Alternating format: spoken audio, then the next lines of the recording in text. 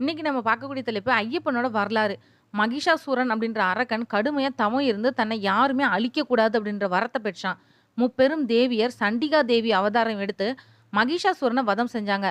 மகிஷாசூரனோட சகோதரி மகிஷி தன்னோட சகோதரன் கொல்லப்பட்டதுக்கான பரிகாரம் பார்க்கறதுக்காக கடுமையா தவம் இருந்தா.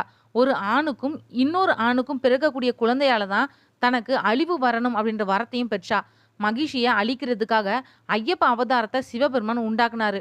பார்க்கடலை கடைஞ்சப்போ அசுரர்களை மயக்கிறதுக்காக திருமால் மோகினி அவதாரம் எடுத்தாரு.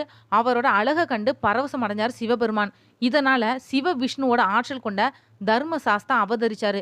பந்தல மன்னர் ராஜசேகரன் குழந்தை இல்லாம இருந்துட்டு வந்தாரு. அவர் தனக்கு குழந்தை பிறக்கணும் அப்படின்னு சிவபெருமான் கிட்ட தினமும் மனமுருகி வேண்டி கேட்டுக்கிட்டாரு. மார்கழி மாதம் உத்திர நட்சத்திர தினத்தன்னைக்கு பந்தல மன்னர் காட்டுக்கு வேட்டையாட போனப்போ அங்க கிடந்த ஒரு குழந்தைய கண்டெடுத்தாரு. அந்த குழந்தைய அரண்மனைக்கும் எடுத்துட்டு வந்தாரு. வழியில முதியவர் வடிவுல தோன்றின திருமால் குழந்தையோட கழுத்துல கனகமணி மாலையை அணிவிச்சு மணிகண்டன் அப்படின்ற பெயரையும் சூட்டினாரு. குழந்தைய ராணி கிட்ட பந்தல மன்னர் கொடுத்தாரு. ராணியும் மகிழ்ச்சி அடைஞ்சா. அந்த குழந்தைய தாளாட்டி சீராட்டி வளர்த்தாங்க. அந்த குழந்தை அற்புதங்கள் பல செஞ்சு எல்லாரையுமே ஆச்சரியப்பட வச்சுது.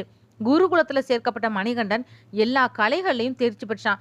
குருவோட வாய் பேச முடியாத மகனை பேச வச்சு அற்புதத்தையும் நிகழ்த்தினான். இந்த நிலையில ராணிக்கு ஒரு அழகான குழந்தையும் பிறந்தது.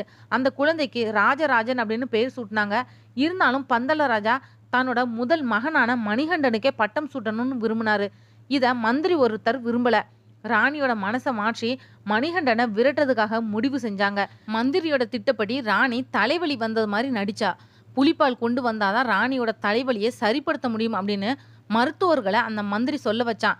புலிப்பாலை யாரால கொண்டு வர முடியும் அப்படின்னு அரசவையில் இருக்கக்கூடிய எல்லாருமே திகைச்சு போய் நின்னாங்க. அப்போ மணிகண்டன் நான் காட்டுக்குள்ள போய் புலிப்பாலை கொண்டுட்டு வரேன்னு சொல்லி புறப்பட்டு போனாரு. காட்டுக்குள்ள மணிகண்டனுக்கும் மகிஷிக்கும் கடுமையா போர் வந்தது. மகிஷிய அம்பு எய்தி மணிகண்டன் வீழ்த்தினாரு.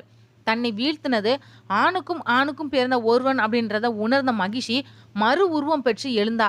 ஐயப்பனை திருமணம் செஞ்சு கொள்ளணும்னு விரும்பினா. ஆனா இந்த அவதாரத்துல பிரம்மச்சாரியா வாழ போறதா சொன்ன ஐயப்பன் அவளை தன்னோட இடது பக்கத்துல கொஞ்சம் தூரத்துல நிலை கொள்ளும்படி செஞ்சாரு. அவளே மஞ்சமா தான் அழைக்கப்படுறா. இதை பத்தி நம்ம ஏற்கனவே பதிவு போட்டிருக்கோம். அதுக்கப்புறமா புலி மேலே ஏறி பந்தல நாட்டு அரண்மனைக்கு ஐயப்பன் திரும்பி வந்தாரு. அவரை பார்த்து எல்லாருமே பய பக்தியோட வணங்கினாங்க. 12 வயது முடிந்ததும் தான் ஒரு தெய்வ பிறவி அப்படின்றத பந்தல மன்னர் ராஜசேகரனுக்கு ஐயப்பன் உணர்த்தினாரு. தனக்கு சபரிமலையில ஆலயம் எடுக்க உத்தரவும் போட்டாரு. சபரிமலையில தான் ஒரு அம்பை எய்வதாவும் அந்த அம்பு எந்த இடத்துல போய் விழுதோ அங்க எனக்கு கோவில் கட்டும்படியும் சொன்னாரு. அதுபடி பந்தலராஜா ஐயப்பன் கோவிலை கட்டினாரு. பரசுராமரோட உதவியோட மகர சங்கர நாள்ல சனிக்கிழமை அன்னைக்கு கோவிலும் கட்டி திறக்கப்பட்டது. இருமுடி கட்டி தம்மை தரிசிக்க வரக்கூடிய பக்தர்களுக்கு வருஷந்தோறும் மகர சங்கராந்தி அன்னைக்கு ஐயப்பன் ஜோதி வடிவில் இன்னைக்கும் அருள் கொடுத்துட்டு தான் இருக்கிறாரு.